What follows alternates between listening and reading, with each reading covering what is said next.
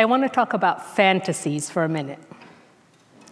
I think we all fantasize. I fantasize, my patients fantasize, and once in a while, they even tell me what their fantasies are. Luckily, I'm a pediatrician, so no, it's not those kinds of fantasies.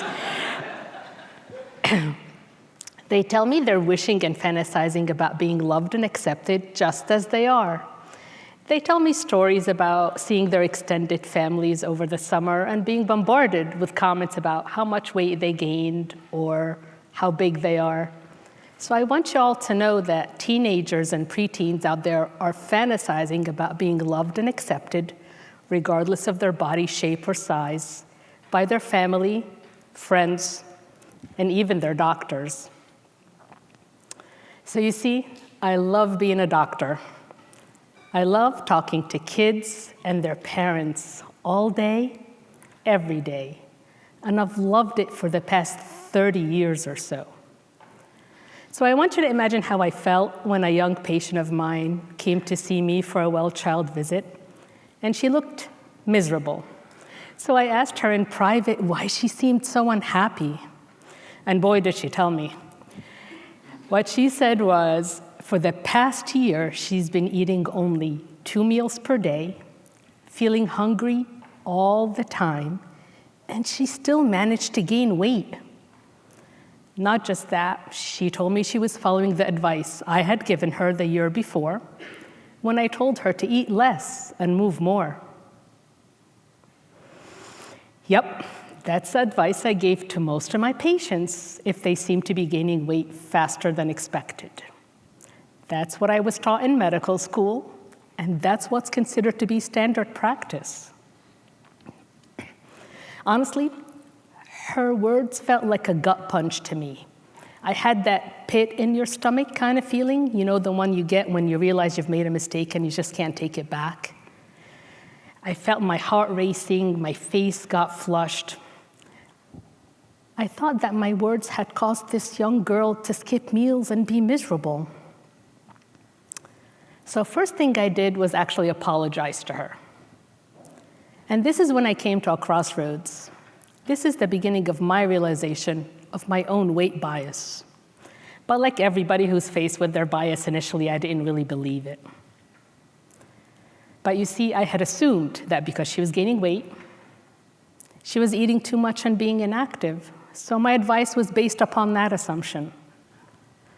But weight gain is influenced by so many other factors, from hormonal changes, medications, depression, anxiety, sleep problems, genetics.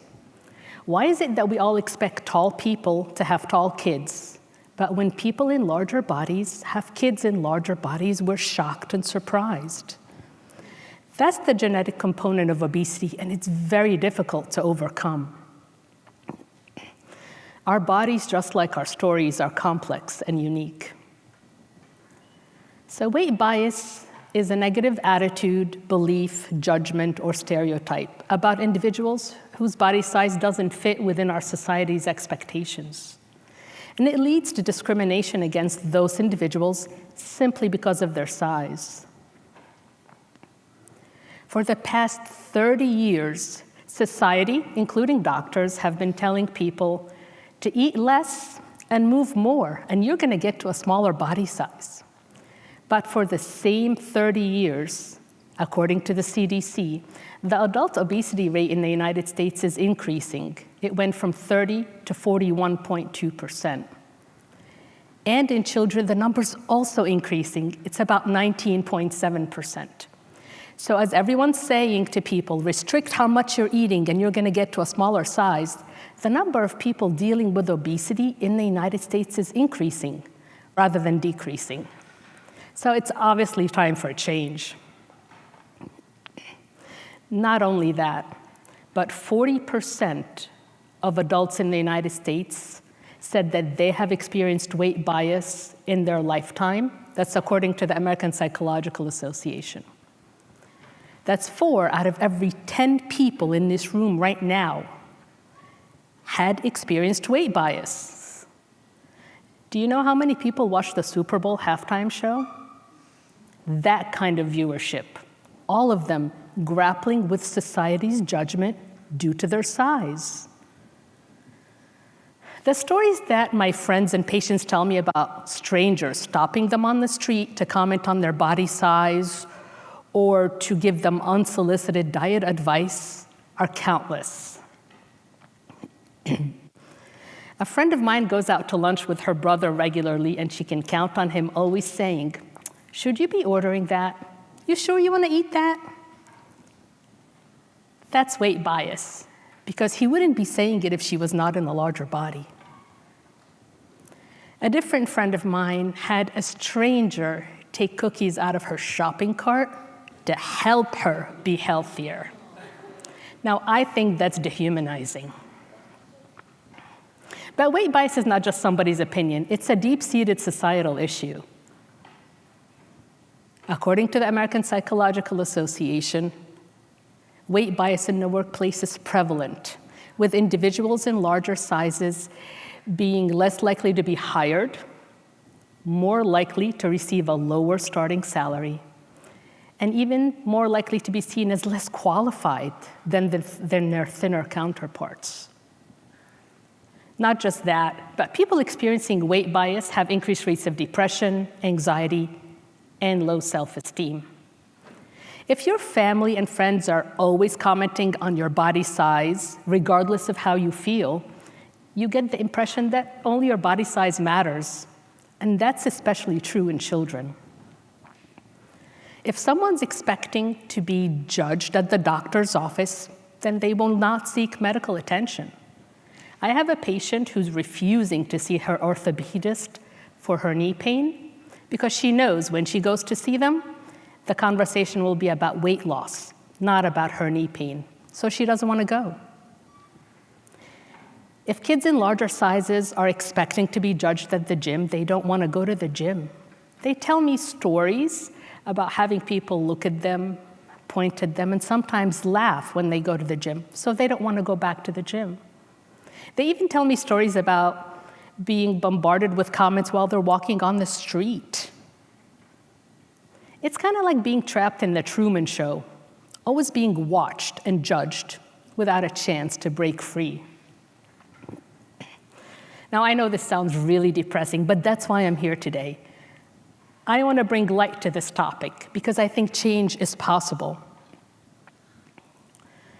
Our society has actually dealt with many other biases in the past, and weight bias can be the next one we tackle. I think that eliminating weight bias is the next frontier in equality and fair treatment. But weight bias, honestly, is really difficult to address because it's everywhere. It's in a department store where the plus size section is a small size or small fraction of the size it deserves.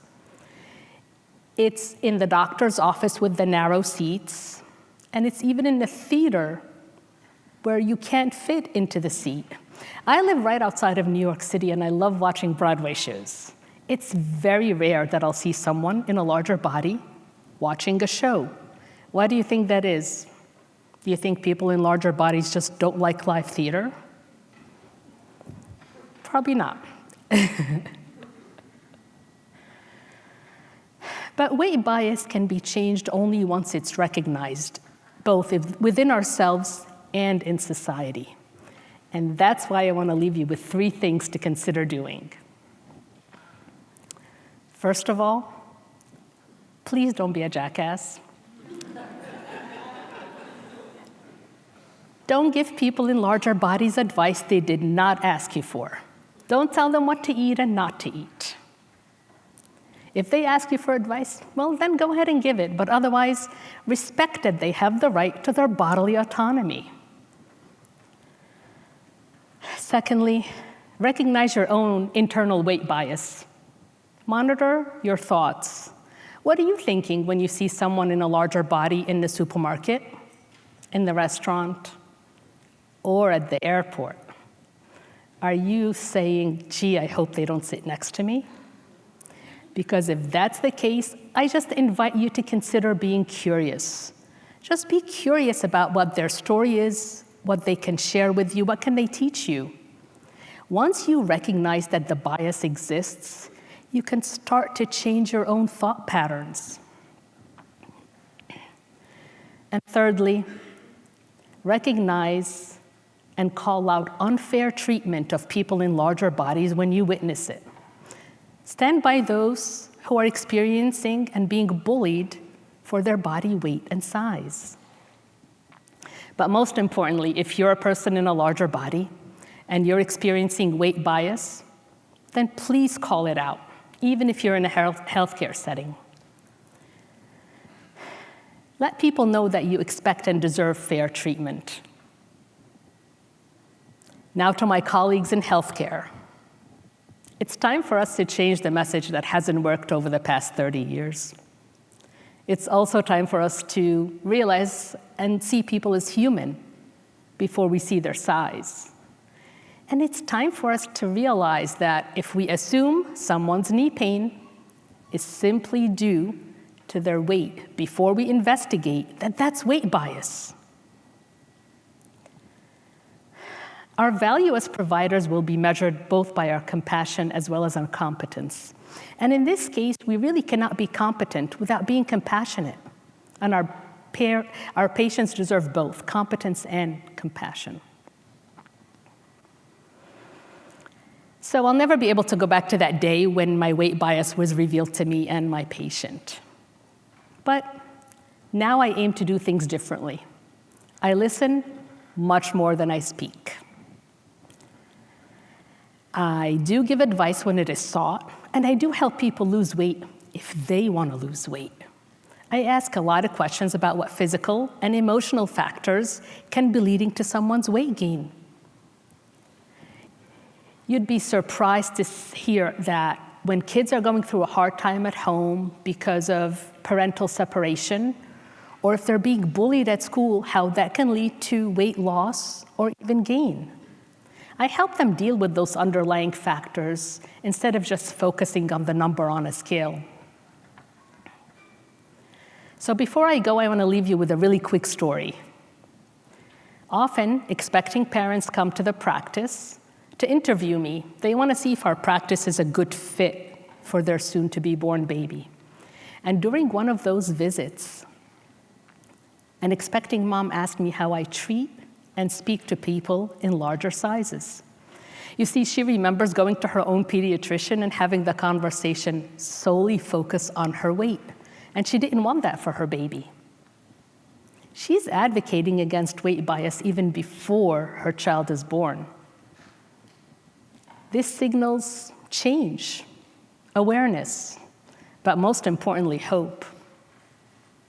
This is a world we all can help shape. Perhaps we can give the next generation the gift of being able to fantasize about something much spicier than just being accepted. Thank you.